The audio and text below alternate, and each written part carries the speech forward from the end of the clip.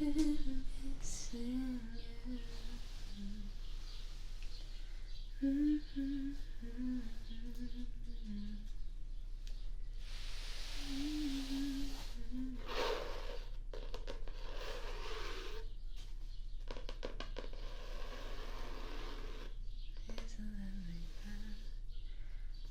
Love's a lot like hearts, feels a lot like home.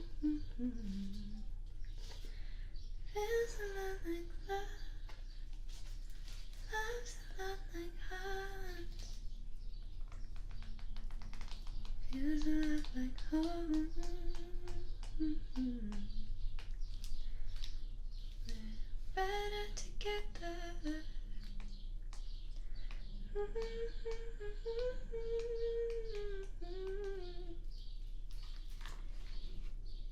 Better together. Feeling all the way.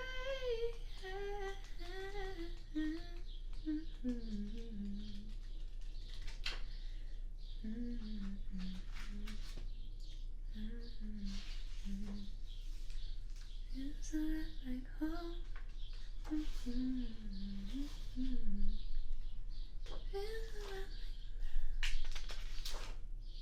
love's a lot like hearts. Feels a lot like home.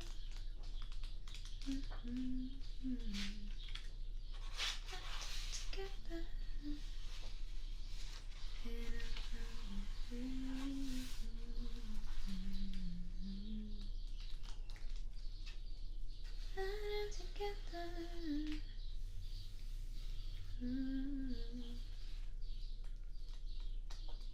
Okay.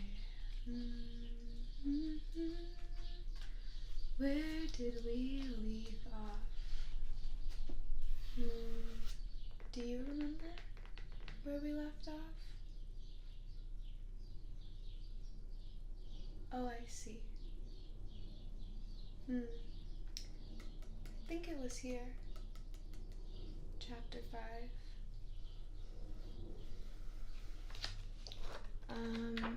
James has just gotten some magic seeds from the old man in the bushes. And right before he disappears, he says, "Hold the bag tight. Don't tear the paper off. Off you go. Hurry up. Don't wait. Now's the time. Hurry." And here begins chapter 5.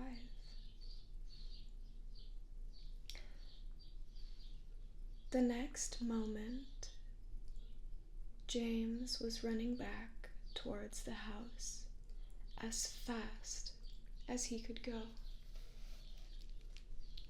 He would do it all in the kitchen, he told himself. If only he could get in there without Aunt Sponge and Aunt Spiker seeing him.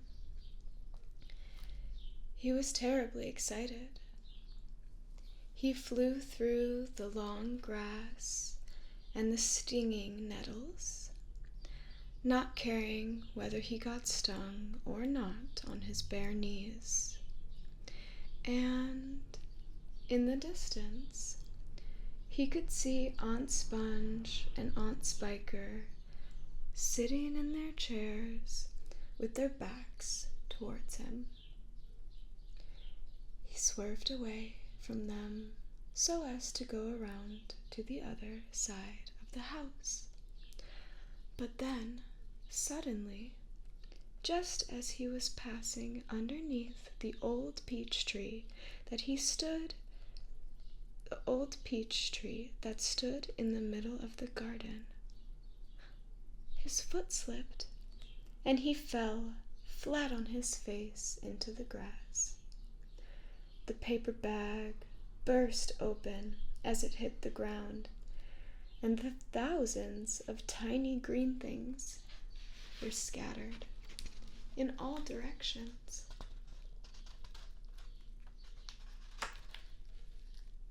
James immediately picked himself up onto his hands and his knees and started searching around for his precious treasures. But what was this? They were all sinking into the soil.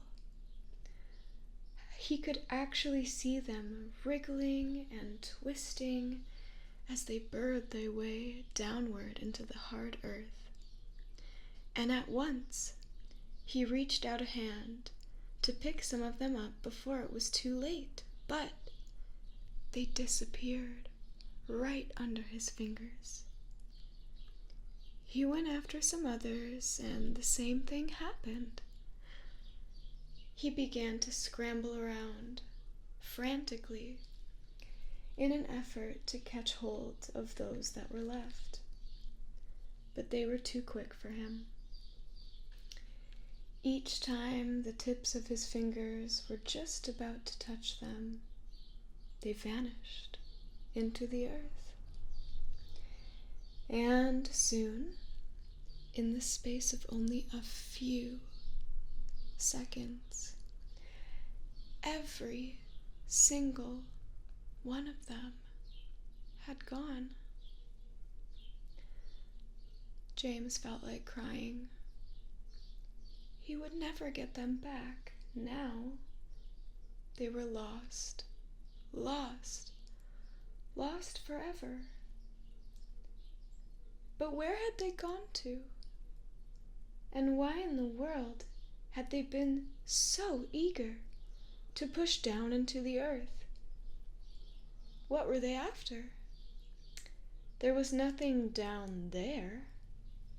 Nothing except the roots of the old peach tree, and a whole lot of earthworms and centipedes and insects living in the soil.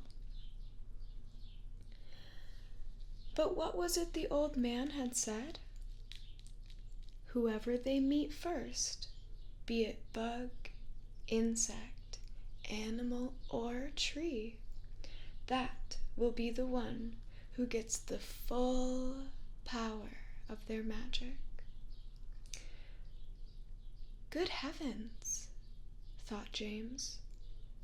What is going to happen in that case if they do meet an earthworm, or a centipede, or a spider? And what if they do go into the roots of the peach tree? Get up at once, you lazy beast, a voice was suddenly shouting in James's ear. James got up and glanced to see Aunt Spiker standing over him, grim and tall and bony, glaring at him through her steel-rimmed spectacles. Get back over there immediately and finish chopping those logs, she ordered. Aunt Sponge, fat and pulpy as a jellyfish, came waddling up behind her sister to see what was going on. Why don't we just lower the boy down to the well in a bucket and leave him there for the night? She suggested. That ought to teach him not to laze around like this the whole day long. That's a very good wheeze, my dear Sponge, but let's make him finish chopping up the wood first. Be off with you at once, you hideous brat, and do some work. Slowly, sadly, poor James went back to the woodpile. Oh, if only he hadn't slipped and fallen and dropped that precious bag. All hope of a happier life had completely gone now. Today and tomorrow and And the next day, and all the other days as well, would be nothing but punishment and pain, unhappiness and despair. He picked up the chopper and was just about to start chopping away when he heard a shout behind him that made him stop and turn. "Sponge! Sponge! Come here at once and look at this." "At what?" "It's a peach," Aunt Spiker was shouting. "A what?" "A peach. Right up there on the highest branch. Can't you see it?" "I think you must be mistaken, my dear Spiker. That miserable tree never has any peaches on it." "There's one on it now, Sponge. Why, you look for yourself." "Oh, you're teasing me, Spiker. You're making my mouth water on purpose when there's nothing to put into it. Why, that tree's never even had a blossom on it, let alone a peach. Right up on the highest branch, you say? I can't see a thing. Very funny. Ha! Ha! Good gracious me! Well, I'll be blowed. There really is a peach up there. A nice big one, too," Aunt Spiker said. A beauty, Aunt Sponge cried out. At this point, James slowly put down his chopper and turned to look across at the two women who were standing underneath the peach tree. "Something is about to happen," he told himself. "Something peculiar is about to happen at any moment." He hadn't the faintest idea what it might be, but he could feel it in his bones that something was going to happen soon. He could feel it in the air around him, in the sudden stillness that had fallen upon the garden.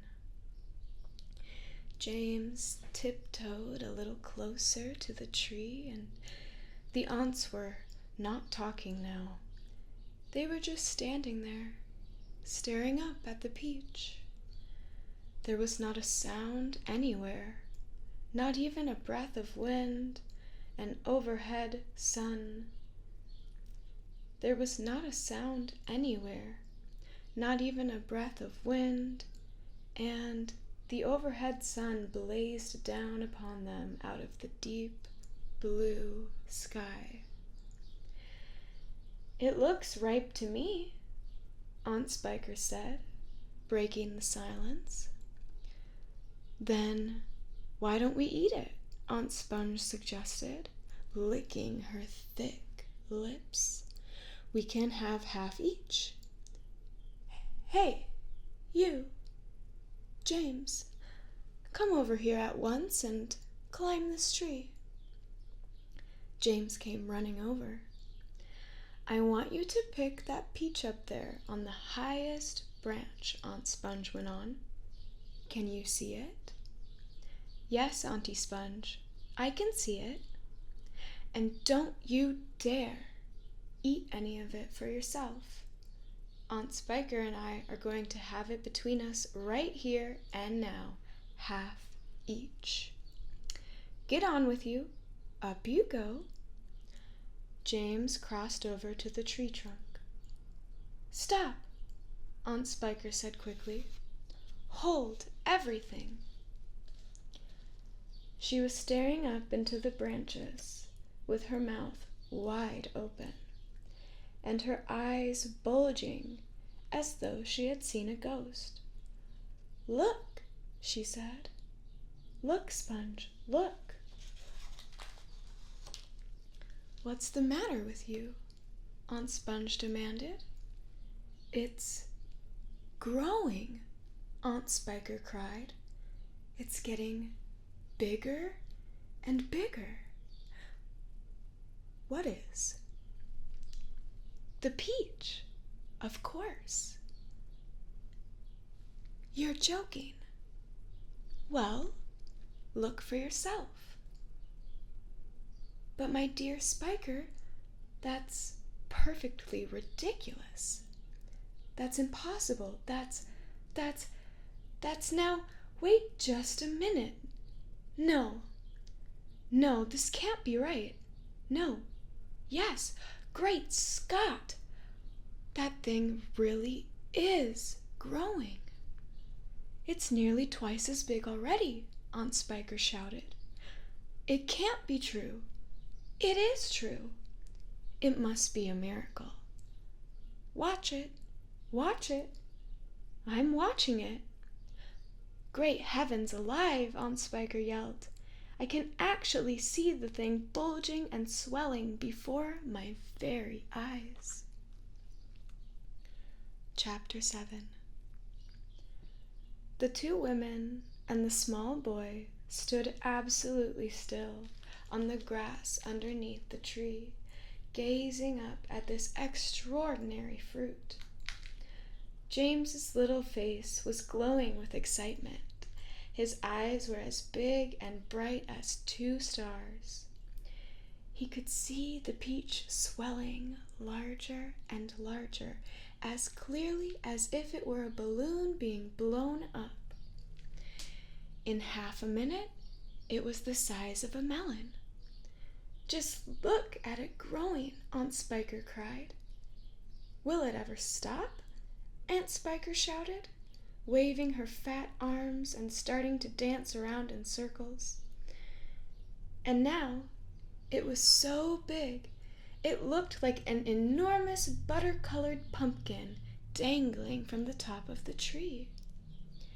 Get away from that tree trunk, you stupid boy, Aunt Spiker yelled. The slightest shake, and I'm sure it'll fall off. It must weigh 20 or 30 pounds, at least. The branch that the peach was growing on was beginning to bend over further and further because of the weight.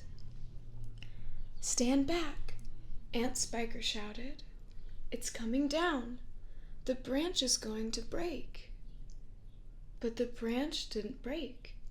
It simply bent over more and more as the peach got heavier and heavier. And it still went on growing. In another minute, this mammoth fruit was as large and round and fat as Aunt Sponge herself, and probably just as heavy. It has to stop. Now, Aunt Spiker yelled. It can't go on forever. But it didn't stop. Soon it was the size of a small car, and it reached halfway to the ground. Both aunts were now hopping around and around the tree, clapping their hands and shouting all sorts of silly things in their excitement. Hallelujah, Aunt Spiker shouted. What a peach! What a peach! Terrifico, Aunt Sponge cried out. Magnifico, splendifico, and what a meal! It's still growing. I know. As for James, he was so spellbound by the whole thing that he could only stand and stare and murmur quietly to himself, Oh, isn't it beautiful? It's the most beautiful thing I've ever seen. Shut up, you little twerp, Aunt Spiker snapped, happening to overhear him. It's none of your business. That's right, Aunt Sponge declared. It's got nothing to do with you whatsoever. Keep out of it. Look, Aunt Spiker shouted. It's growing faster than ever now. It's speeding up. I see it, Spiker. I do. Bigger and bigger grew the peach. Bigger and bigger and bigger. Then, at last, when it had become nearly as tall as the tree that it was growing on, as tall and wide, in fact, as a small house, the bottom of it gently touched the ground, and there it rested.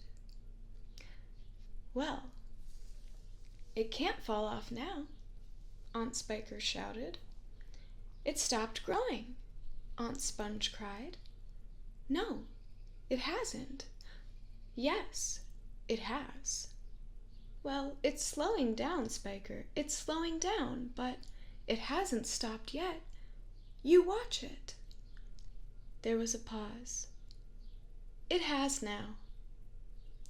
"I believe you're right." "Do you think it's safe to touch it?" "I don't know, but we'd better be careful."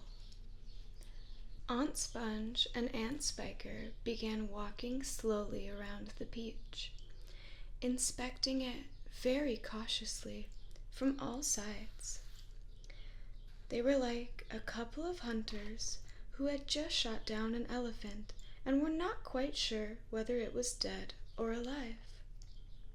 The skin of the peach was very beautiful, a rich, buttery yellow, with patches of brilliant pink and red. Aunt Sponge advanced cautiously and touched it with the tip of one finger.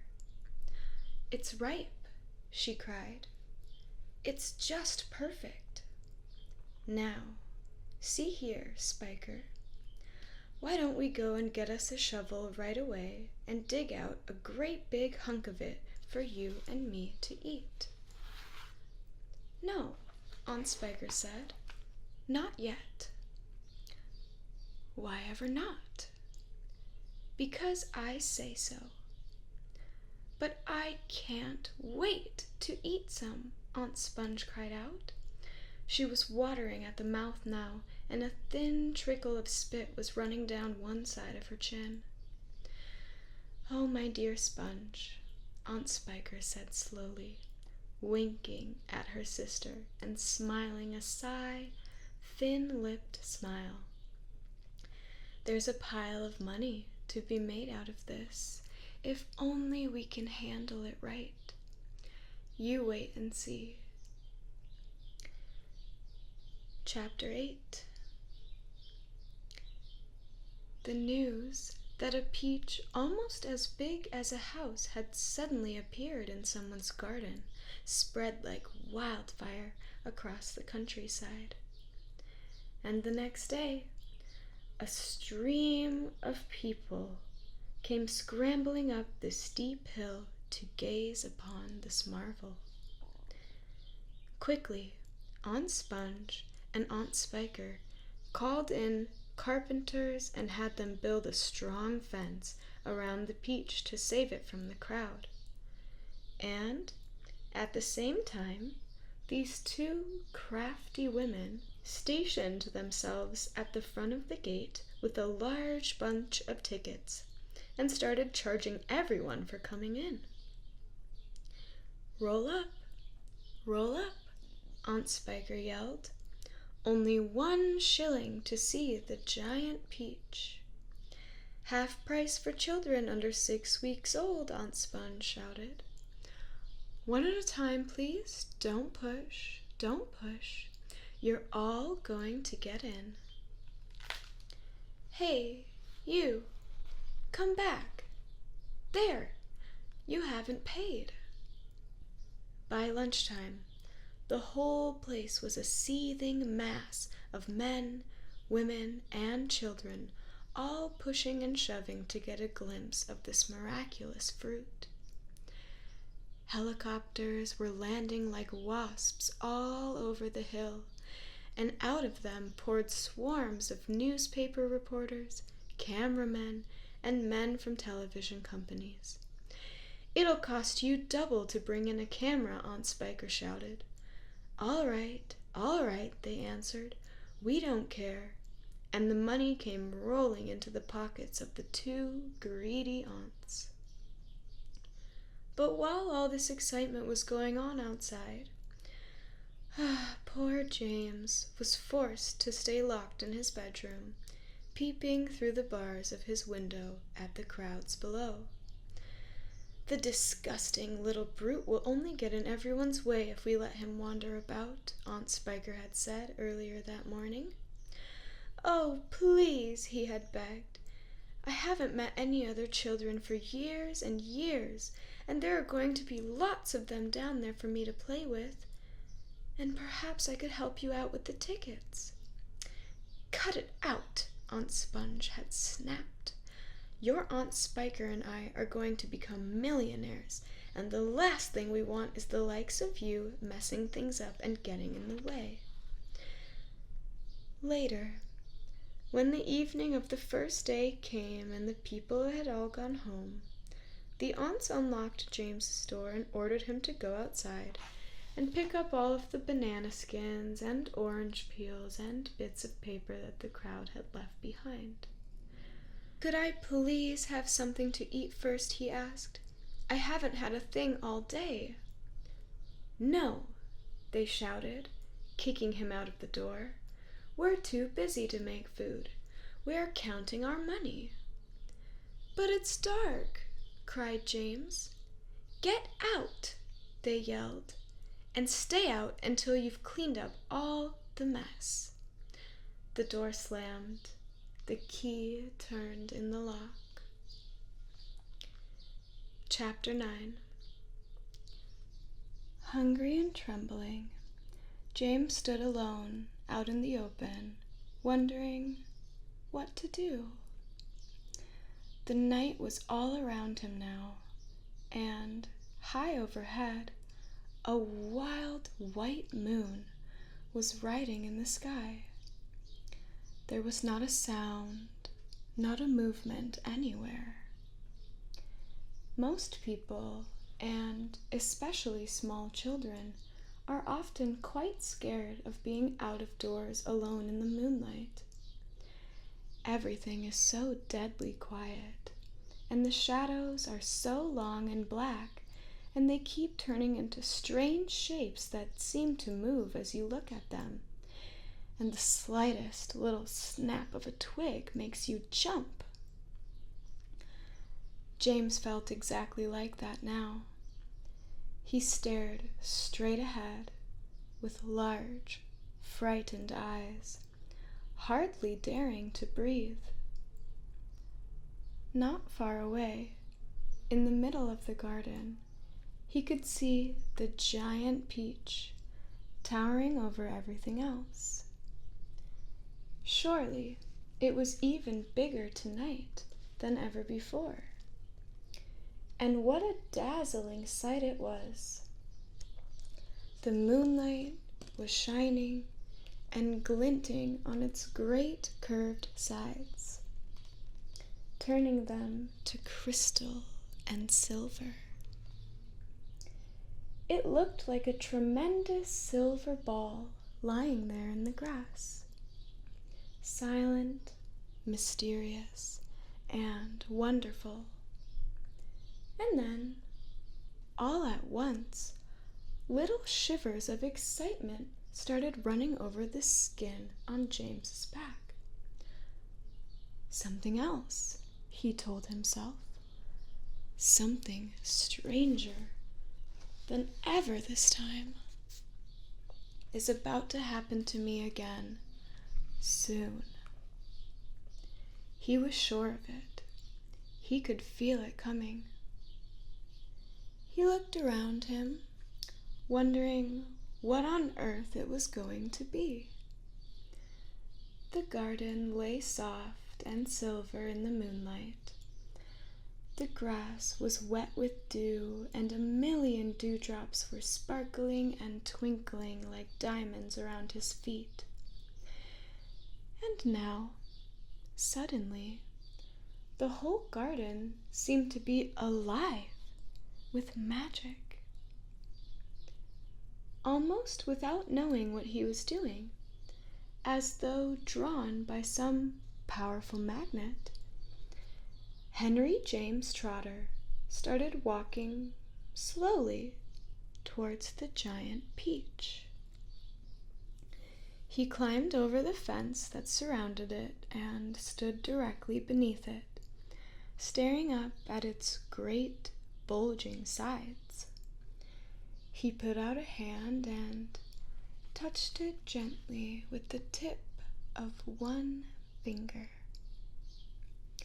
It felt soft and warm and slightly furry, like the skin of a baby mouse. He moved a step closer and rubbed his cheek lightly against the soft skin. And then, suddenly, while he was doing this, he happened to notice that right beside him and below him, close to the ground, there was a hole in the side of the peach. Chapter 10. It was quite a large hole, the sort of thing an animal about the size of a fox might have made. James knelt down in front of it and poked his head and shoulders inside. He crawled in. He kept on crawling. This isn't just a hole, he thought excitedly. It's a tunnel. The tunnel was damp and murky, and all around him there was the curious, bittersweet smell of fresh peach. The floor was soggy under his knees, the walls were wet and sticky, and peach juice was dripping from the ceiling. James opened his mouth and caught some of it on his tongue. It tasted delicious. He was crawling uphill now, as though the tunnel were leading straight towards the very center of the gigantic fruit. Every few seconds he paused and took a bite out of the wall. The peach flesh was sweet and juicy and marvelously refreshing. He crawled on for several more yards, and then, suddenly, bang! The top of his head bumped into something extremely hard blocking his way. He glanced up. In front of him, there was a solid wall that seemed, at first, as though it were made of wood. He touched it with his fingers. It certainly felt like wood, except that it was very jagged and full of deep grooves. Good heavens, he said. I know what this is. I've come to the stone in the middle of the peach. Then he noticed that there was a small door cut into the face of the peach stone.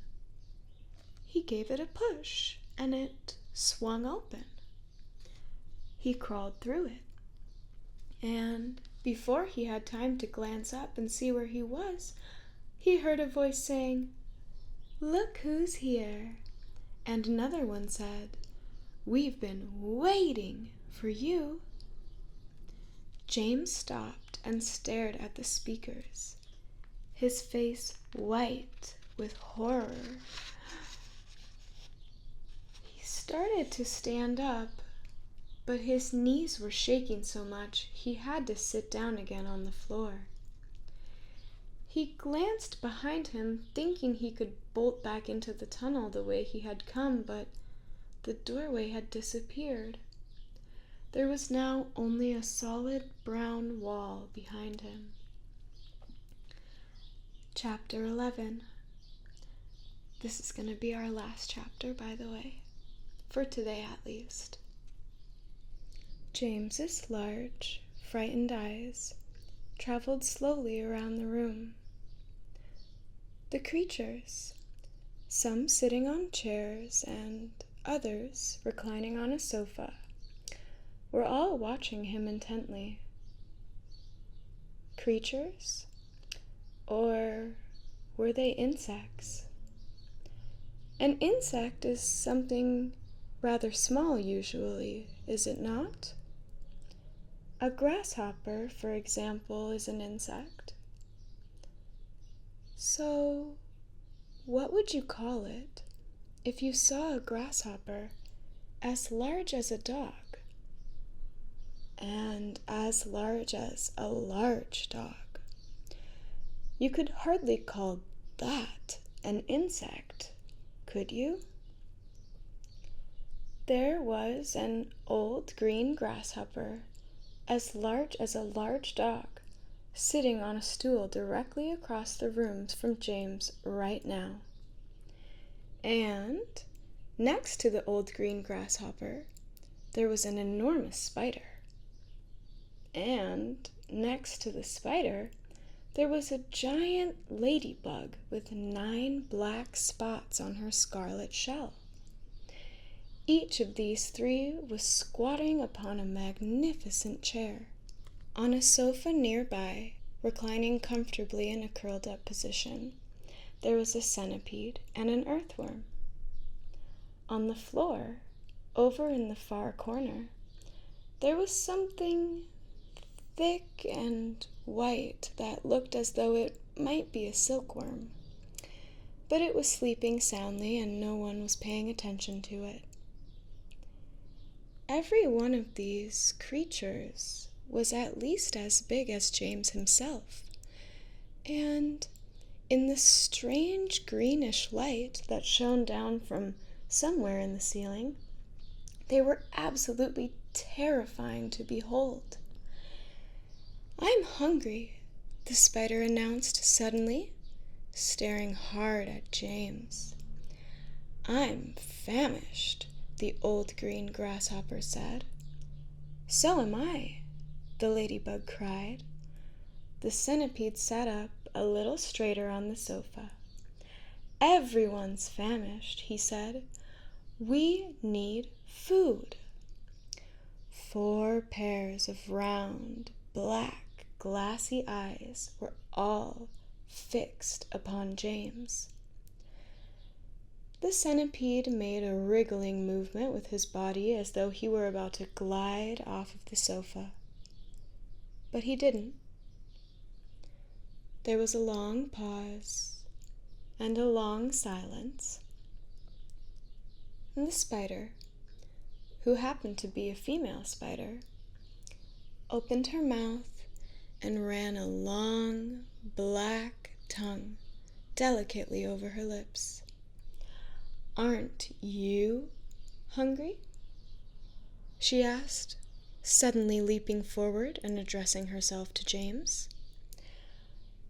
Poor James was backed up against the far wall, shivering with fright and much too terrified to answer. "What's the matter with you?" the old green grasshopper asked. "You look positively ill." "Oh my goodness, the poor thing," the ladybug cried. "I do believe he thinks it's him we are wanting to eat." There was a roar of laughter from all sides. "Oh dear, they said. "What an awful thought." "You mustn't be frightened," the ladybug said kindly. "You are one of us now. Didn't you know that? You are one of the crew. We're all in the same boat." "We've been waiting for you all day long," the old green grasshopper said. "We thought you were never going to turn up, but I'm glad that you made it. So, cheer up, my boy, cheer up," the centipede said. "And meanwhile, I wish you'd come over here and give me a hand with these boots. It takes me hours to get them all off by myself." Well, that is the end of the chapters that I will be reading today. What did you think? Yeah, I think it's a really interesting story. I'm personally really enjoying reading this one with you. I've actually never read this full book, by myself before, so I've been really liking it.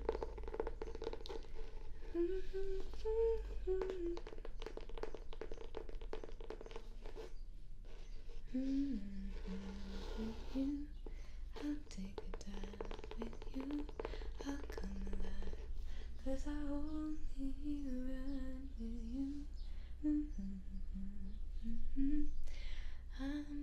So I was thinking before you go, I could give you a little face massage and see if I can get you feeling nice and relaxed before you drift off to sleep.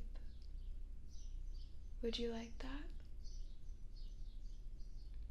Yeah, perfect. Do you wanna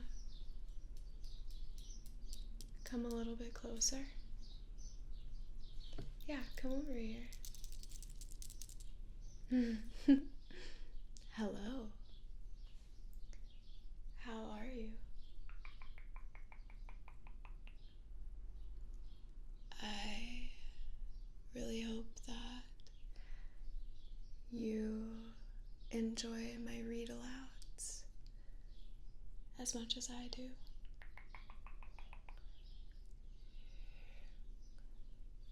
Relax your forehead for me.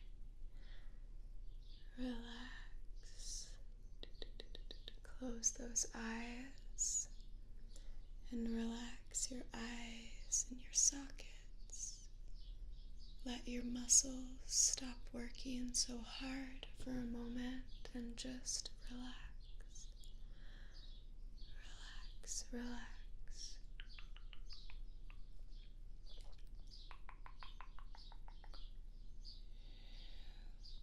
Relax, relax, relax.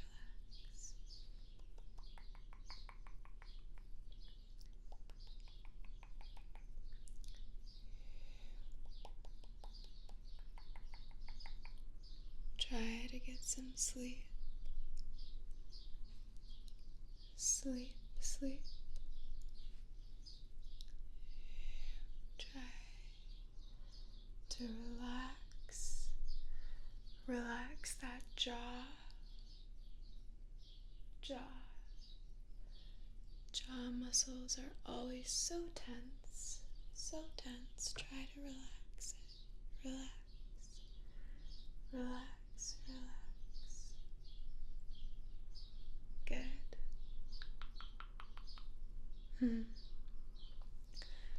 Can you rub your cheeks like this along with me? Good. And now switch. Rub my cheeks. Thank you. And switch back. Rubbing your own cheeks.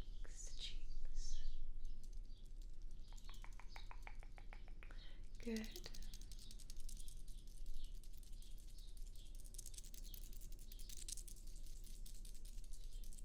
Relax, relax.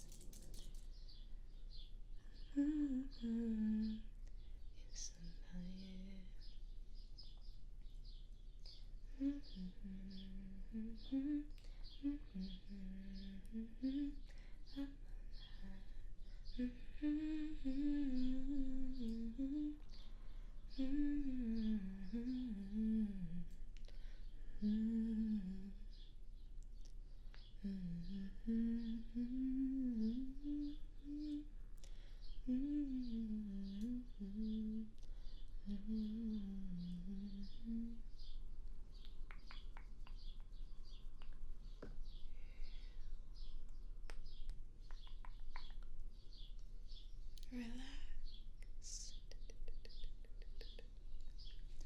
Relax, relax.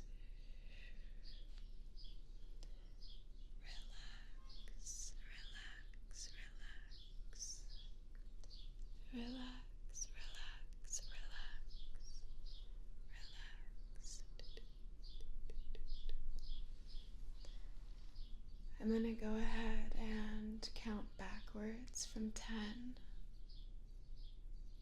By the time I get to 0, I want you to have your eyes closed, mind off,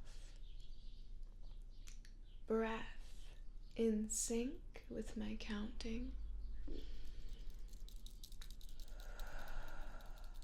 and you should be ready to drift right on off to sleep. Sleep, sleep, sleep, sleep.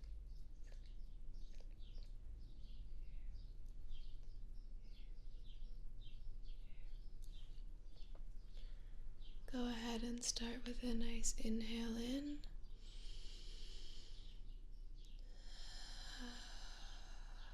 Again.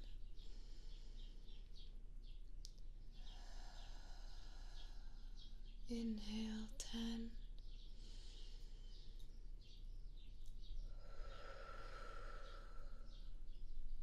Nine.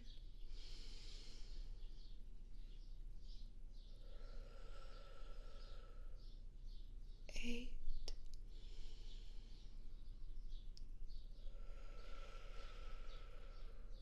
7.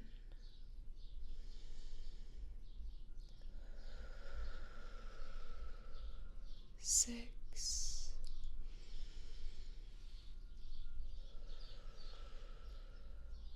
5.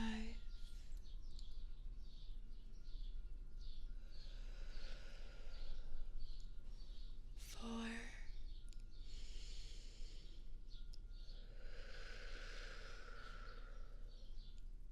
3.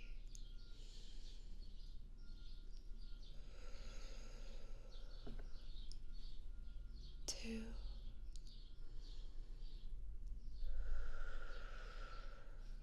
And 1.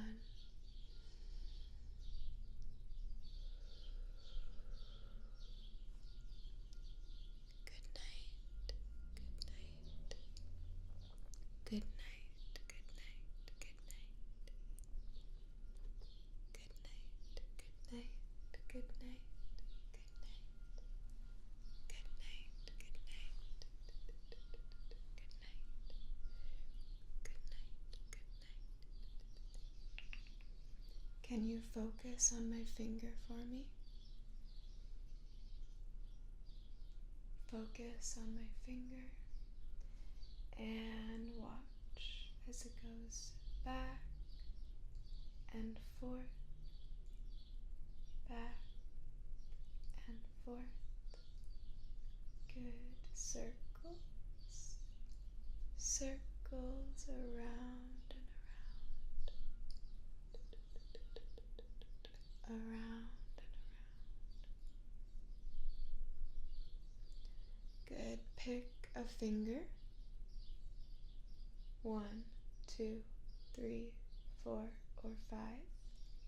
1, 2, 3, 4, 5, 5, 4, 3, 2, 1. Which finger did you choose? Alright, and now I want you to focus on that finger. Focus, focus.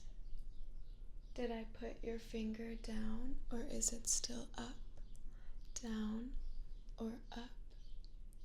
Down or up? Good. Switch hands. Pick a different finger than last time. Pick a finger. 5, 4, 3, 2, 1. 1, 2, 3, 4, 5. Which finger do you choose this time? And focus on that finger as it slowly uncurls. Focus, focus, and focus as it comes closer, closer, closer, and farther away to come closer, closer, closer, close, close, and farther away. Pick a hand.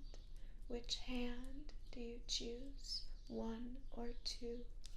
1 or 2? 1 or 2?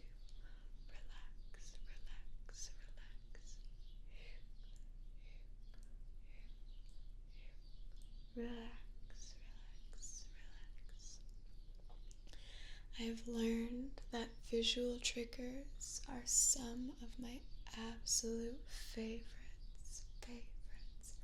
Focus, focus.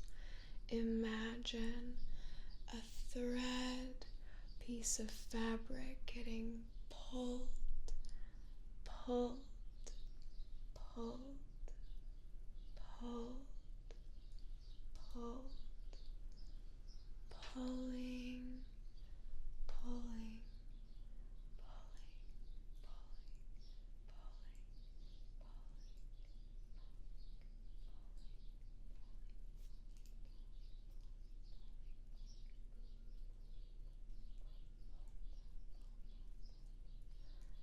almost got all of it.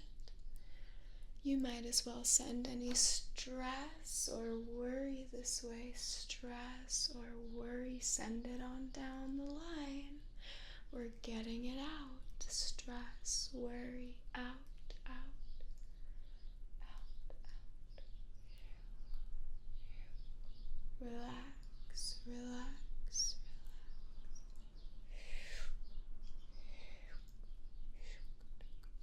Do you feel nice and relaxed? Good, because it's time for you to go to sleep now. No ifs, ands, or buts about it. You have to rest. I'll see you next time, though. And until